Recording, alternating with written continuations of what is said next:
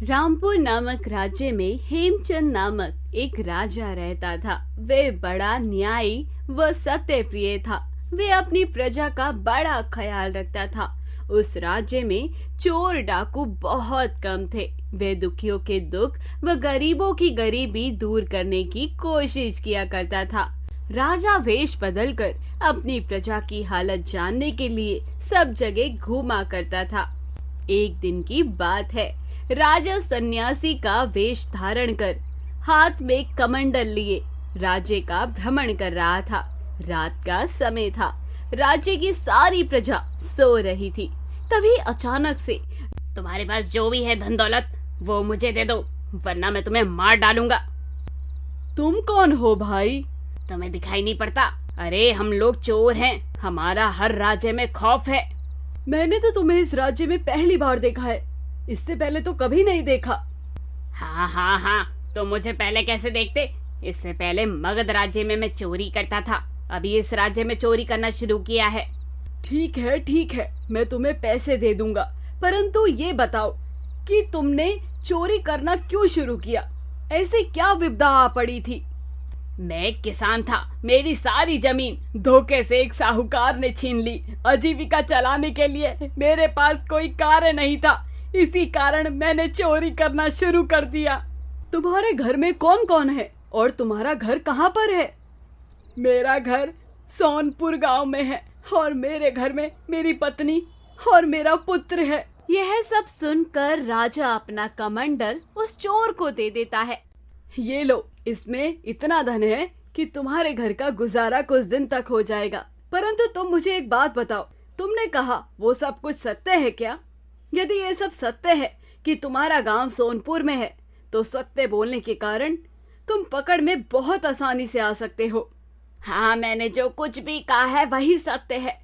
कभी मैं झूठ नहीं बोलता हूँ, क्योंकि मैं पेशे से किसान हूँ, उसके बाद ही चोर बना हूँ। यह सब कहकर चोर वहाँ से चला जाता है। परंतु राजा के मन में संदेह था कि क्या ये सब सच बोल रहा है।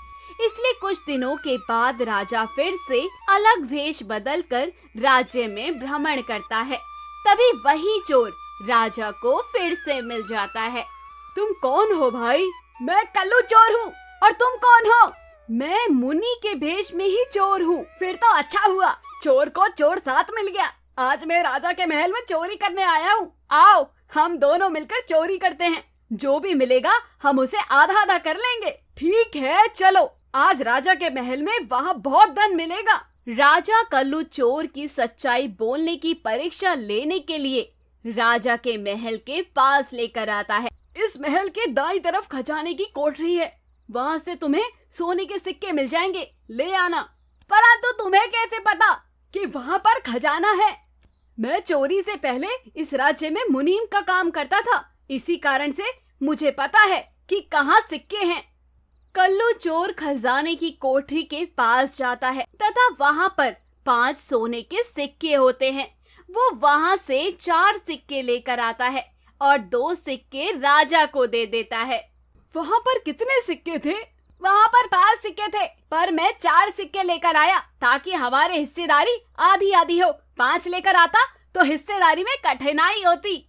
यह सब देखकर राजा बहुत खुश होता है। अगले दिन वह अपने मुनीम को कहता है कि खजाने की कोठरी में देख कर आओ कि हमारे 5 सिक्के थे जो कल रात चोरी हो गए। 5 सिक्कों की चोरी हुई है और यहाँ 1-2 अभी भी सुरक्षित है। तभी मंत्री कोठरी की ओर जाता है और वह देखता है कि वहाँ पर अभी भी 1 सिक्का बाकी है।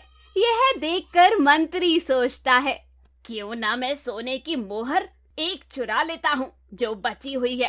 राजा को पता भी नहीं लगेगा कि ये मैंने चुराई है और सारा इल्जाम उस चोर के सिर पर डाल दूंगा। राजन, वहाँ पर कोई भी मोहर नहीं है। हमारी 5 सिक्के की मोहर चोर चुरा कर ले गया है।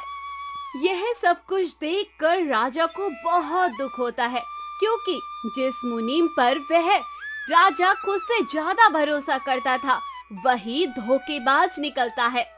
राजा सिपाहियों से बोलता है, सिपाहियों, मंत्री की तलाशी ली जाए। मंत्री की तलाशी लेने पर मंत्री के पास एक मोहर निकल जाती है। यह सब देखकर राजा मंत्री को जेल में बंद करवा देता है तथा कल्लू चोर को अपने राज्य में बुलाता है, उसे अपना नया मुनीम युक्त कर देता है। तो कहानी यही खत्म होती है। कहानी की सीख हमें यही सिखाती है कि हमें कभी भी किसी के साथ विश्वासघात नहीं करना चाहिए। हमेशा सत्य मार्ग पर चलना चाहिए, जिससे हमारा जीवन अच्छा व्यतीत होगा। तो अगर आपको हमारी कहानी पसंद आई तो हमारे चैनल को सब्सक्राइब, वीडियो को शेयर और कमेंट करना ना भूले। मिलते हैं नेक्स्ट वीडियो में।